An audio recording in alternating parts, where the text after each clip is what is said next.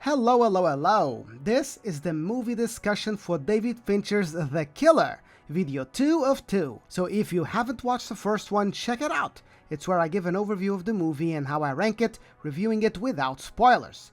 In this video, however, I am laying it all out spoilerifically, putting all the focus on the story elements of the movie that I couldn't get into before. Definitely check out the first video if you haven't. I'm not repeating anything, and I'm referencing it sometimes. Like, if you want my take on the music, on the direction, that's all over there. Reiterating, this is my favorite movie of 2023. David Fincher's The Killer follows a veteran hitman played by Michael Fassbender. Upon failing an assassination, he finds his home ransacked and his lovely lady brutalized in what was an attempt to kill him. Deciding to track down his would-be killers and whoever hired them, our killer ends up finding out his own broker is behind a contract on his life, on behalf of the client that hired him for the botched job. That means 4 people are of interest: the 2 would-be killers, the client, and the broker. He pursues each of the 4 individuals with the objective of making sure no one else in that world ever has the same bright idea to go after him. In the process, he seems to make the decision to all-out retire. Which he does. That's the synopsis of the whole thing, so now let's get personal. Passionate even. So we start with our killer prepped for a sniper assassination, waiting for the opportunity.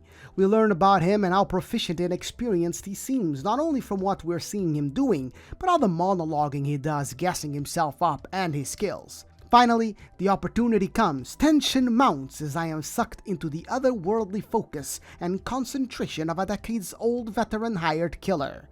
And then, he freaking misses. Like I almost missed that mouthful. I was beyond bought in then. Wait, this isn't just character hype? Not just the opening scene to Mission Impossible or most other action thrillers? No. It wasn't just a prologue to show how perfect our protagonist is before the plot conflict is introduced. We actually start with the conflict of the story. Nice. The mishap comes as a surprise after the very good job the movie does at building up his skill. It adds to it that our killer, too, is likewise befuddled. Like it's never happened to him before. I swear, baby, it's my first time anything like this has ever happened before. I never miss. Of note, our killer seems to feel nothing for the woman he kills instead of his target. He's first beguiled that it actually happened, and secondly worried about escaping. The escape does what the missed shot might have put in jeopardy. It solidifies just how proficient our killer really is, how long he's been doing this. His escape is thorough and completely professional, planned ahead of time and very well, and executed without a hitch. This guy retreats better than any Frenchman I have ever seen. In any case, he quite easily makes his way home. The movie shows how prolific a professional he is as he easily navigates several flights with different passports, an aspect that will be emphasized throughout the movie. Also, he redundancy checks for a possible threat that might be following him by delaying one of the trips by a day. This delay, albeit seemingly paranoid because the person in question never comes up again, I'm pretty sure. This delay is important. The home in question is a giant place well away from the city, double downing on the established impression that he has been very successful in his life as a hired killer. On the way in, he realizes something has gone wrong.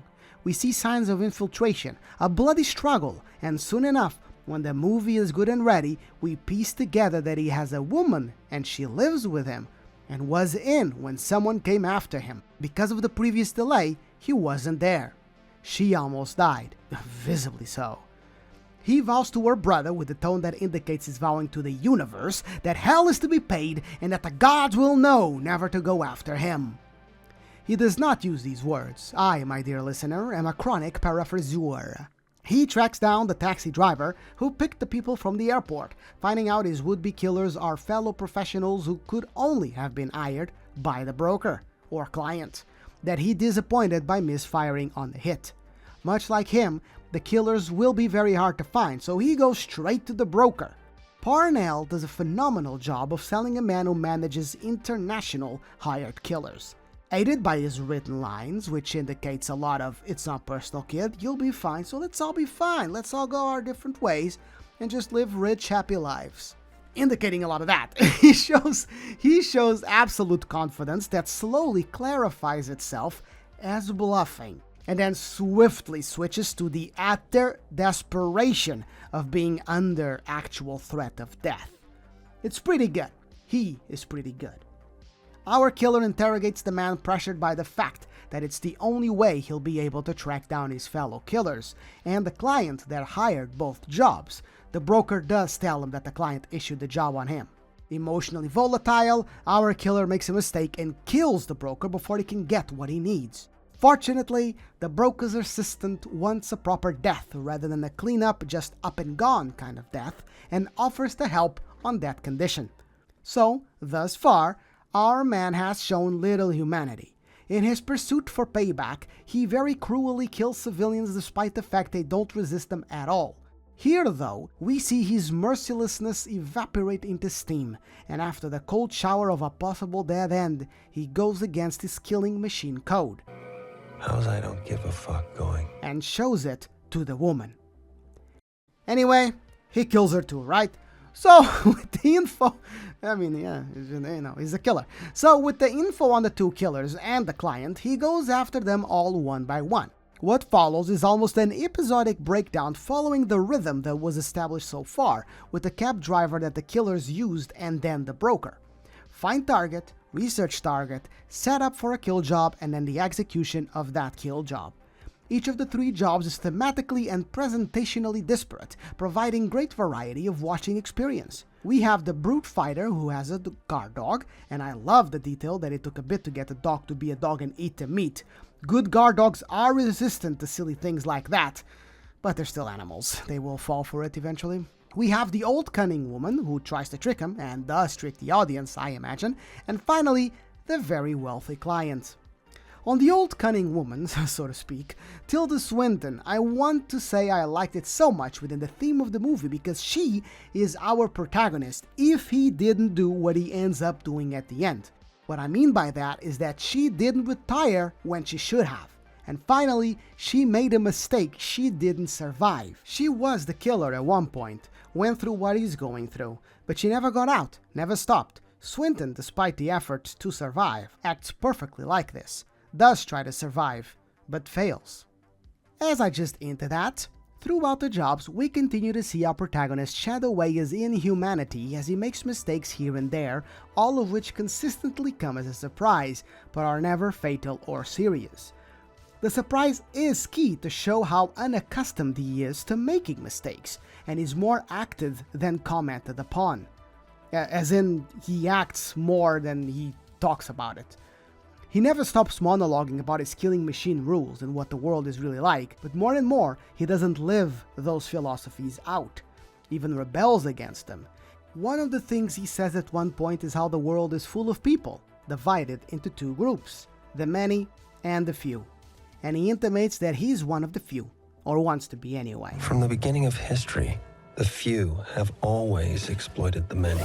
Whatever it takes, make sure you're one of the few. Not one of the many. However, after getting both killers, he goes after the client at long last. And this time, his demeanor is very different. Risky, this one. Considering how police tend to match their effort in direct proportion to the victim's net worth. Once I see his eyes, I'll have a pretty good idea how this is gonna go. So, from the onset, and for the first time ever in this movie, he shows a consideration to not kill the person. And indeed, when the time comes, he offers the man an out. The man takes it, he lets him go. We then cut to our man at the beach with his girl, presumably retired, and he ends by saying what? Maybe you're just like me.